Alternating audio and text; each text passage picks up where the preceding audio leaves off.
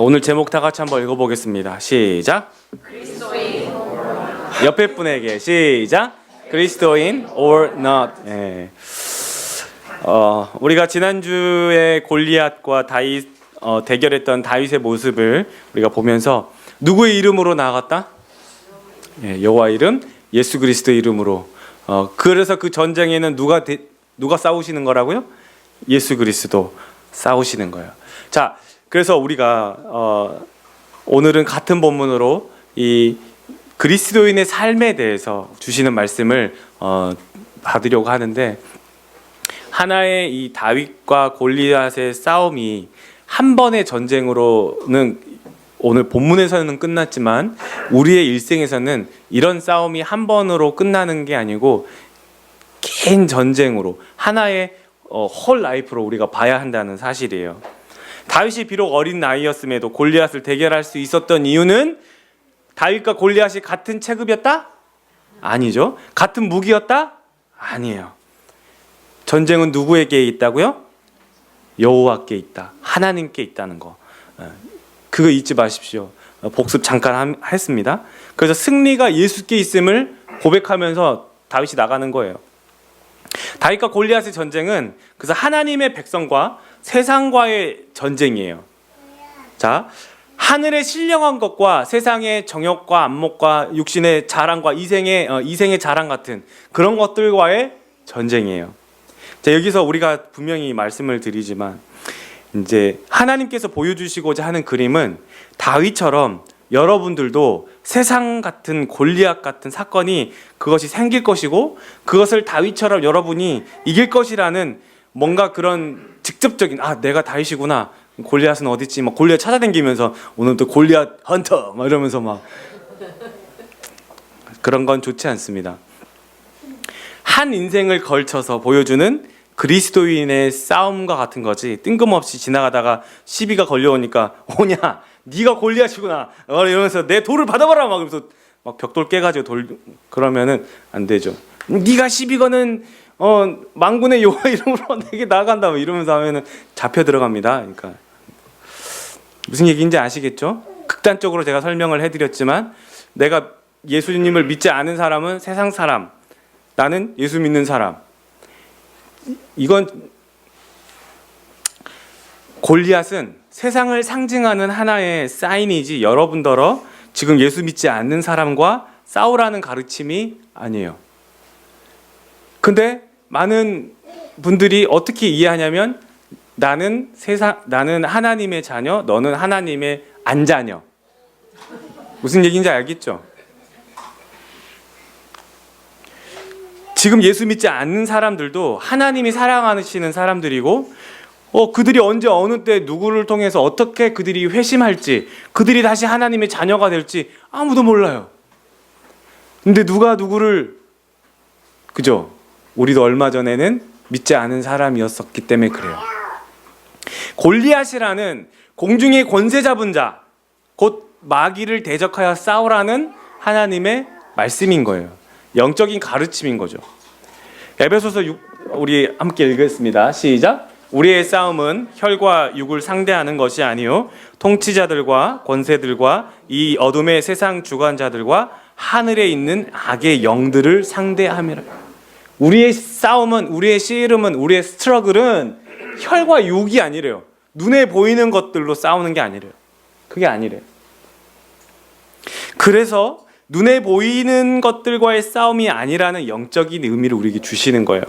믿지 않는 사람들은 세상 사람들이다! 라는 극단적인 스플리팅이라고 하죠. 극단적인 흑백 논리, 이분법, 이런 식의 안경을 딱 쓰고 나는 하나님의 자녀, 너는 하나님의 안 자녀. 안 자녀.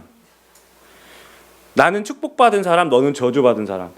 이런 논리로 계속 따져가다 보니까 세상 교회를 다니는 사람과 분리를 시켜놨는데 여기 쪽에 계시는 분들이 너네나 나나 다를 게 없는데 이렇게 보는 거예요. 나는 교회는 안 다니는데 오히려 우리가 교회를 놓고 기도를 하게 생겼어. 이거 어떻게 된 거예요 이거? 그러는 거예요.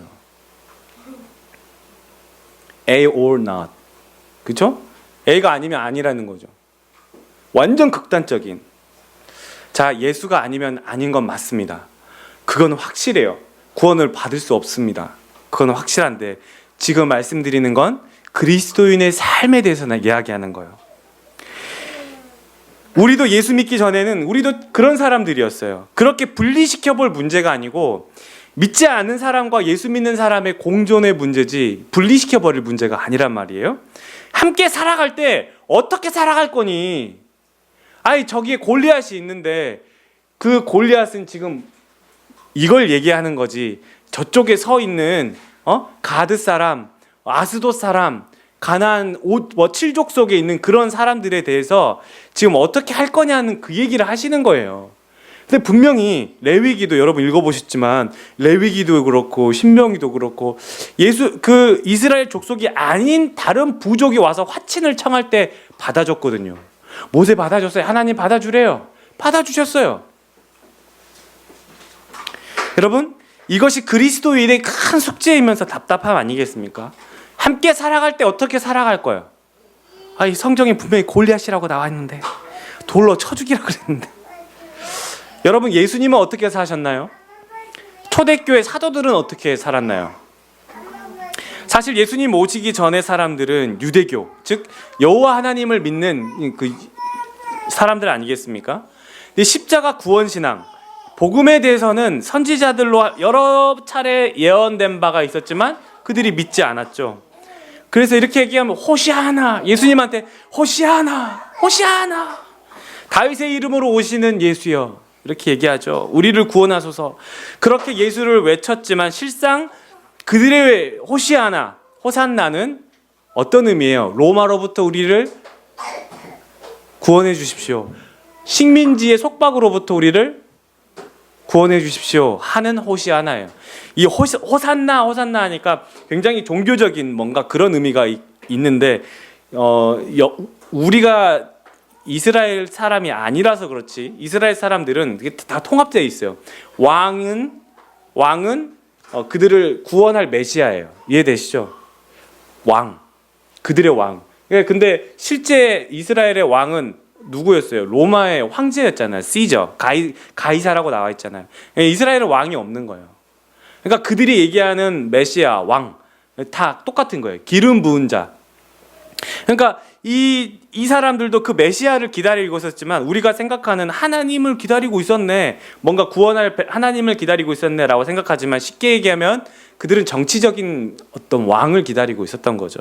그런데 막 예수님이 오셔가지고 막 기적을 보여주시고 나는 하나님이 보내신 왕이다, 막 이런 얘기를 이제 하니까 사람들이 그럼 언젠간 저 사람이 진짜 로마에서 우리를 건져내시겠구나. 그래서 예수님이 예루살렘에 딱 입성할 때 뭐 타고 들어오세요? 포르쉐 타고 들어옵니까? 밟아줍니까? 이러면서 말도 아니고 작은 조랑말을 타고 들어오시죠. 작은 뭐죠? 나귀를 타고 들어오시죠. 타고 들어오시는 거예요. 사람들이 웃긴 거죠. 이 나귀가 걸을 때는요, 말은 굉장히 멋있게 이렇게 탁탁탁 이렇게 걷잖아요. 나귀는 나귀의 모습을 보면 어떻게 걷냐면 보기만 봐도 진짜 웃겨요. 근데 거기에 예수님이 올라타고 그 성을 들어오시는 게 얼마나 우스꽝스러웠었겠어요. 그게 왕의 모습이래요. 사람들이 웃긴 거예요. 그럼에도 불구하고 그들의 정치적인 상황이 형편이 없었던 거야. 겉옷을 깔고 종려나 팜트리를 깔고 호시아나 호시아나 이러면서 다윗의 이름으로 오시는요, 우리를 구원해 주십시오 라고. 그래도 그 나귀를 타고 들어오시는 분한테 그런 얘기를 하는 거예요. 그들은 진짜 하나님의 아들이라는 믿음이 없었던 사람들이에요. 그러니까 이스라엘의 독립을 기대했던 거지 예수가 그리스도다 이런 거 아니란 말이에요. 눈에 보이지 않는 전쟁에 대해서는 전혀 관심이 없었던 거예요. 그냥 눈에 보이는 저기 골리앗, 그냥 진짜 골리앗을 생각하고 있는 거였어요. 그렇다면 여러분, 예수님이 오신 이유에 대해서 다시 한번 명확해지는 셈이에요. 예수님은 눈에 보이는 나라와의 전쟁? 아니죠. 거기서 히어로? 절대 아니죠. 독립투사 같은 구원자로 오신 그리스도가 아니었다는 뜻이에요. 그래서 마가복음 1장 1절은 이렇게 시작합니다. 하나님의 아들 예수 그리스도의 복음의 시작이라. 복음의 시작이라. 독립의 시작이라가 아니고 복음의 시작이라. 여러분, 예수 그리스도는 하나님의 나라를 계속 전해주시는 거였어요.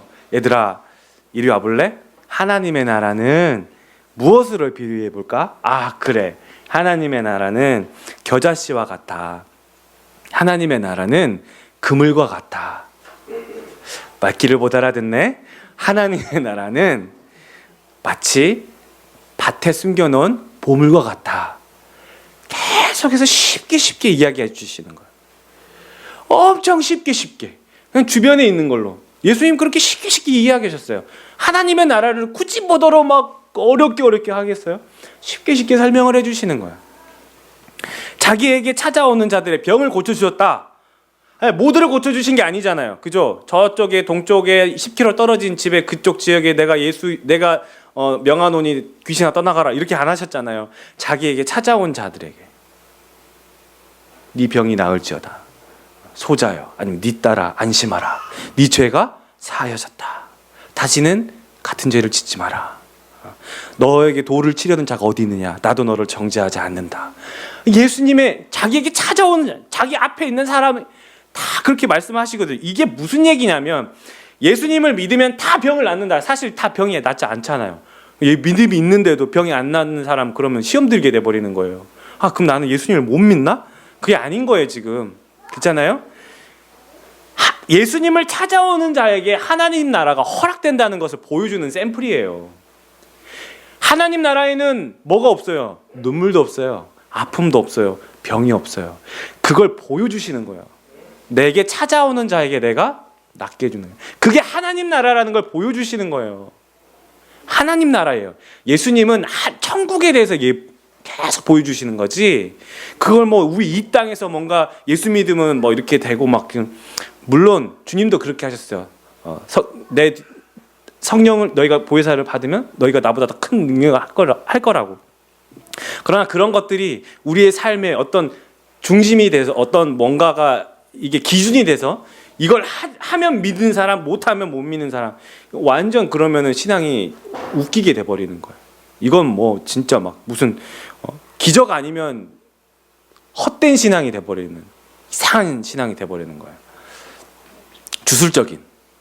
여러분, 우리가 성경을 보고 배우면서 이 성경이 누구를 가리키는지를 거기에 대해서만 초점이 모아져야 돼요. 자, 요한복음 20장 오직 이것을 기록하면 너희로, 그 다음에 예수께서 하나님의 아들 그리스도이심을 믿게 하려 하며 또 너희로 믿고 그 이름을 힘입어 생명을 얻게 하며. 이걸 성경이 써 있는 이유는 예수님이 하나님의 아들 그리스도고 그걸 믿으면 생명을 얻는다. 자, 요한복음 5장 39절 시작. 너희가 성경에서 영생을 얻는 줄 생각하고 성경을 연구하거니와 이 성경이 곧 내게 대하여 증언하는 것이라. 성경이 누구를 증언한다고요?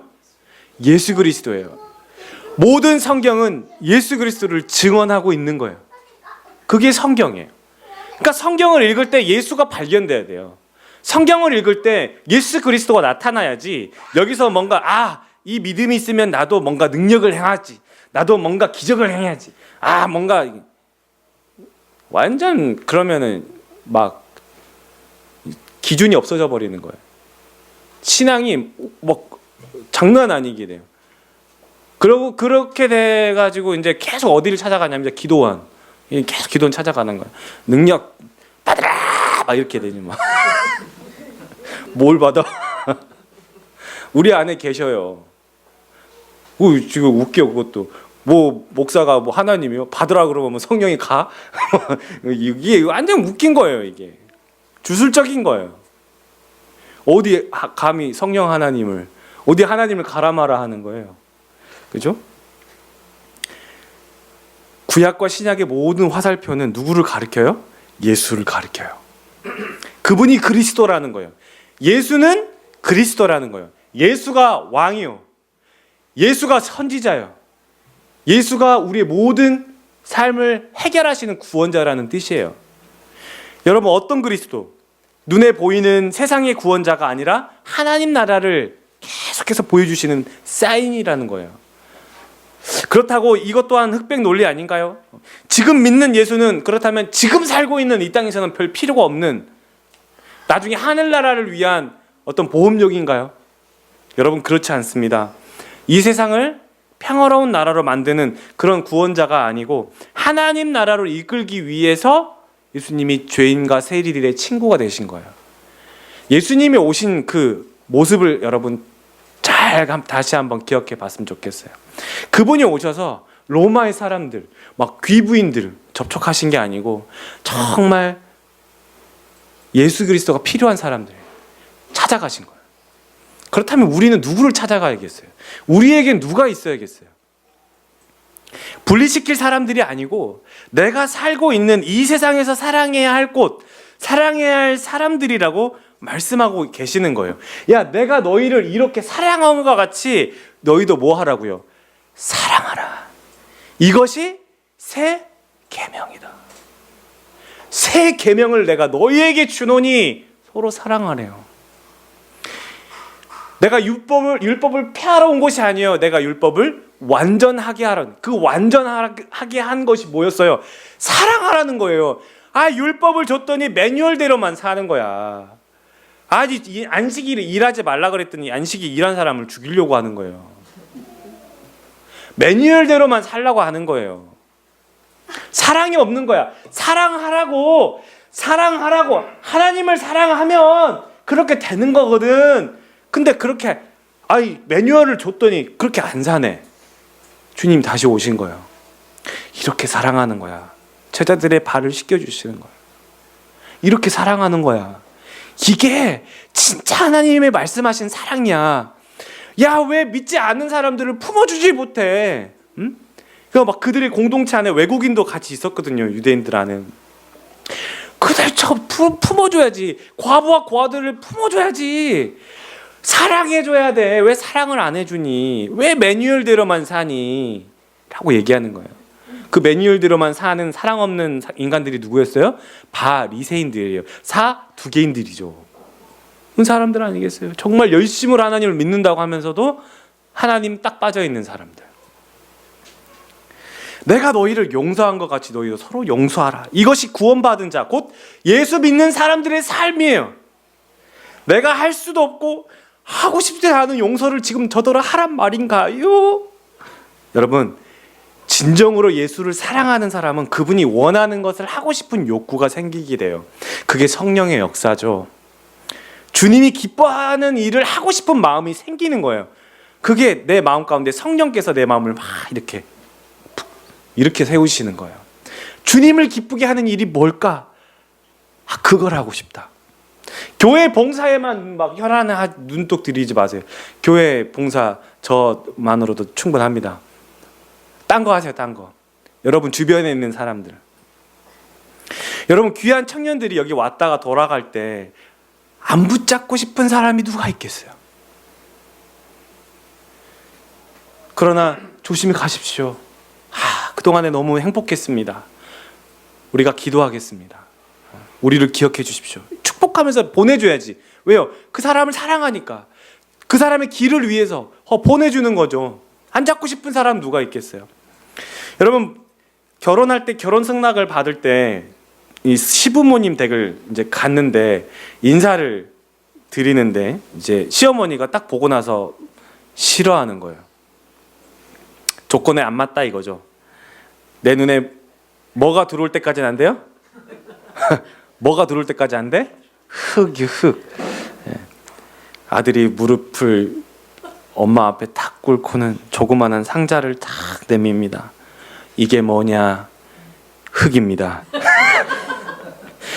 이런 아들이 있겠습니까?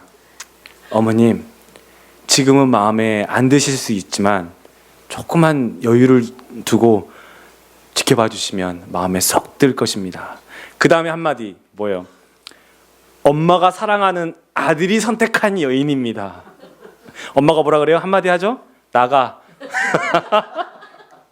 꼴도 보기 싫으니까 나가. 이게 현실이에요. 그죠?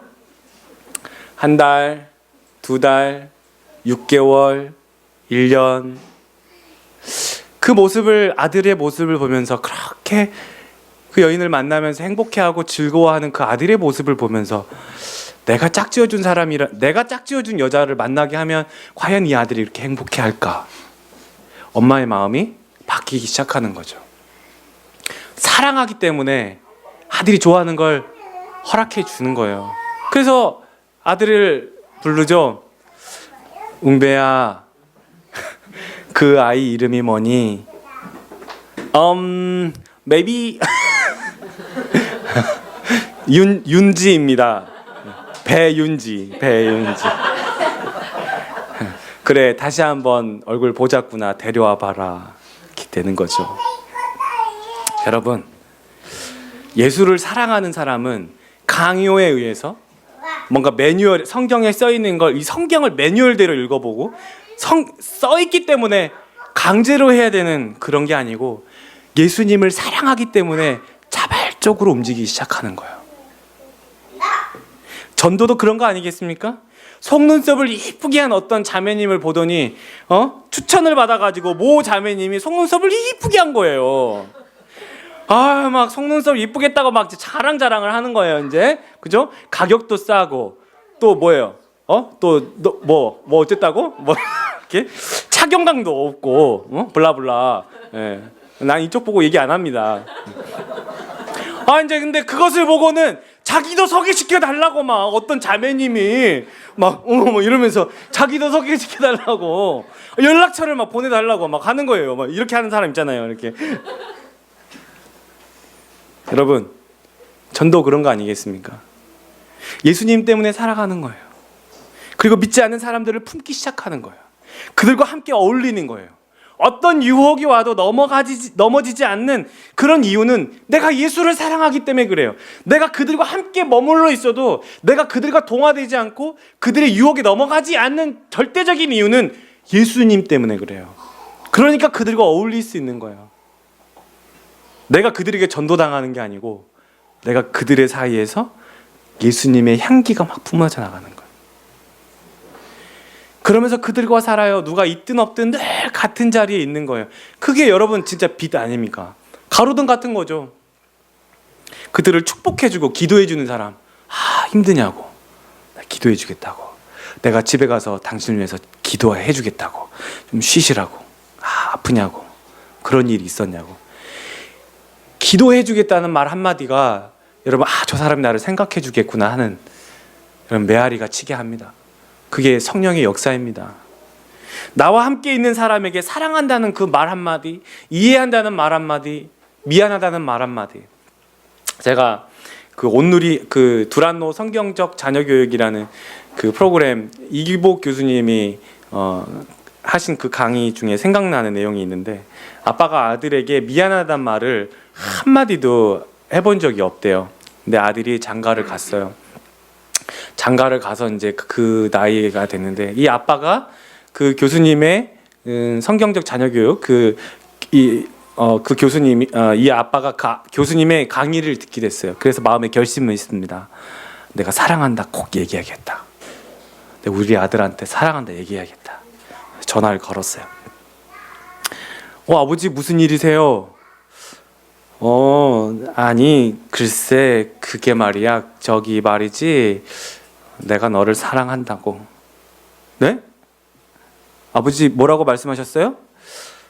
아니 그게 글쎄 말이야, 그게 원래는 말이지, 내가 그게 너를 사랑한다고. 아들이 가만히 있어요. 그래서 아빠가 미안하다, 우리가 이런 거를 몰라서 미안해. 그러고 전화를 끊었어요. 3시간 있다가 며느리한테 전화가 왔어요. 아버님, 제 남편한테 뭐라고 말씀하셨기에 제 남편이 방에 들어가서 1시간째 저렇게 울고 있습니까? 비단 여러분, 이게 가족만의 이야기는 아니죠. 내가 속해 있는 곳, 내가 관계 맺고 있는 사람들 사이에서 이해하지 못하고 용서하지 못하는 모습들, 그런 갈등 속에서 일을 해야만 하는 모습들, 사랑한다고 말을 하라는 것보다 내가 당신을 좋아하고 내가 당신을 이해합니다 하는 그런 마음들이죠. 그게 예수를 사랑하기 때문에 자발적으로 시작되는 거 아니겠습니까? 여러분, 다윗과 골리앗의 싸움은 내가 살아가는 이 세상 사람들과의 싸움이 아니에요. 우리는 그들에게 주님의 사랑을 나눠주고 주님의 사랑을 보여주는, 그냥 사랑을 공유하는 사람들이에요. 멀리하는 사람들이 아니에요. 나는 그들의 자리에 있어야 돼요. 그들의 문화 가운데 들어가야 돼요. 그들의 힘든 가운데 들어가야 돼요. 술자리가 있으면 그 자리에 가서 기도해주고 위로해줘야 돼요. 우리 그런 사람들이어야 해요. 그게 빛이에요. 그 예수님이 말씀하신 죄인과 세리들의 친구라는 그런 별명을 얻은 그리스도인 아니겠습니까? 여러분, 우리에게 죄인과 세리들은 누구입니까? 여러분, 일주일 동안 한번 여러분 생각해 보시고 답을 얻으셨으면 좋겠습니다. 야고보서 2장 13절 시작. 긍휼은 심판을 이기고 자랑하느니라. 여러분, 사랑이 이깁니다. 예수가 이겨요. 내가 할 수 있을까 없을까? 여러분, 예수님이 안에 계시면은 여러분 이깁니다. 그 문화를 압도하고 남아요. 굳이 그 문화를 내가 꼭 들어가 가지고 할 필요 그럴 필요까지는 없지만 내가 그 안에서 예수 믿는 사람으로 그 사람을 위로하고 축복해 줄 충분한 자격이 있어요. 난 그런 사람들이에요. 우린 그런 사람들이에요. 예수 믿는 사람들만 뭉쳐 있지 말고 제발 안 믿는 사람들 사이에서 친해져야 돼요. 그게 진짜 그리스도인, 그게 예배하는 사람이에요. 미움과 질투와 다툼이 있는 곳에 예수가 나타나도록 우리를 사용해 달라고. 그게 예수 닮아가는 그런 모든 에베네셀 저와 여러분이 됐으면 좋겠습니다.